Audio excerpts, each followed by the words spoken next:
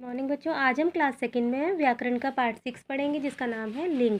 तो देखिए, शब्द रूप का बोध कराए, स्त्री पुरुष का बोध कराए शब्द रूप व लिंग कहा है, यानी स्त्री और पुरुष जाति का बोध कराने वाला शब्द रूप लिंग कहलाता है।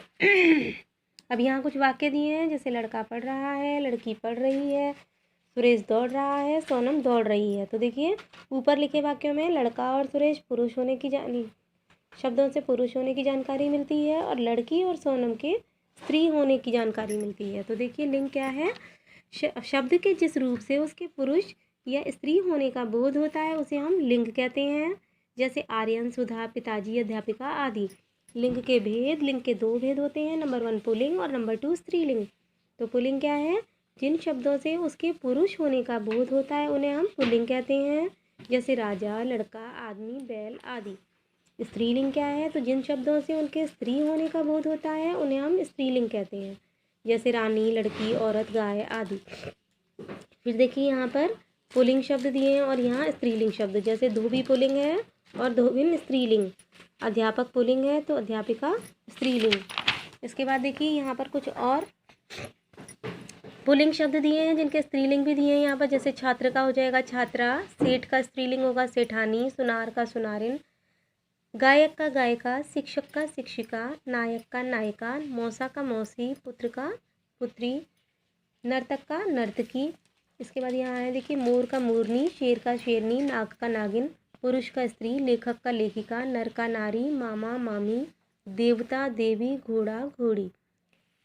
तो इस तरह से ये लिंग बदलेंगे। फिर इसके बाद देखिए, दिए पहले एक्सरसाइज में आपको सबसे पहले दिया है, दिए गए प्रश्नों के उत्तर दीजिए। तो 2 प्रश्न हैं, लिंग किसे कहते हैं और लिंग के कितने भेद होते हैं, जिसे मैंने यहाँ सॉल्व करके रखा है। तो देखिए, शब्द के जिस रूप से उसके स्त्री या पुरुष होने का बोध होता है उसे लिंग कहते हैं, जैसे लड़का, लड़की आदि। दूसरा देखिए, लिंग के कितने भेद होते हैं? तो लिंग के 2 भेद होते हैं, नंबर 1 पुल्लिंग, नंबर 2 स्त्रीलिंग।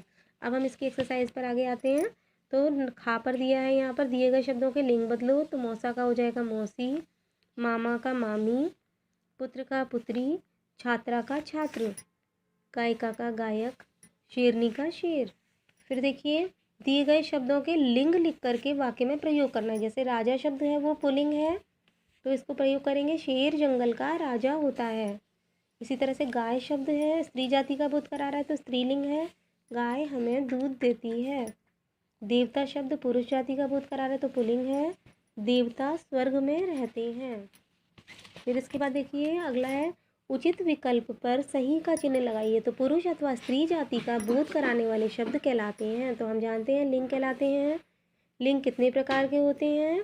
तो हमको ये भी पता है, लिंग 2 तरह के होते हैं, स्त्रीलिंग और पुल्लिंग। फिर देखिए, मोर का स्त्रीलिंग होगा मोरनी।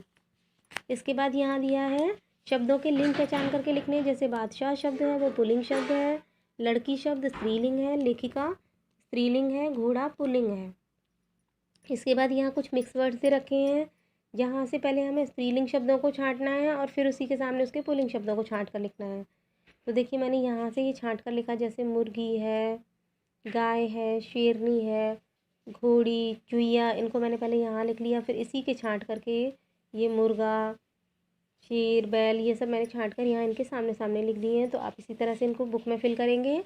कॉपी में केवल आपको ये 2 चीज़ करनी है, का नंबर पर जो 2 क्वेश्चन दिए हैं और खा नंबर पर जो लिंग बदलने के लिए दिए हैं, बस इतने ही आप कॉपी में करेंगे, बाकी सब कुछ बुक में फिल करेंगे।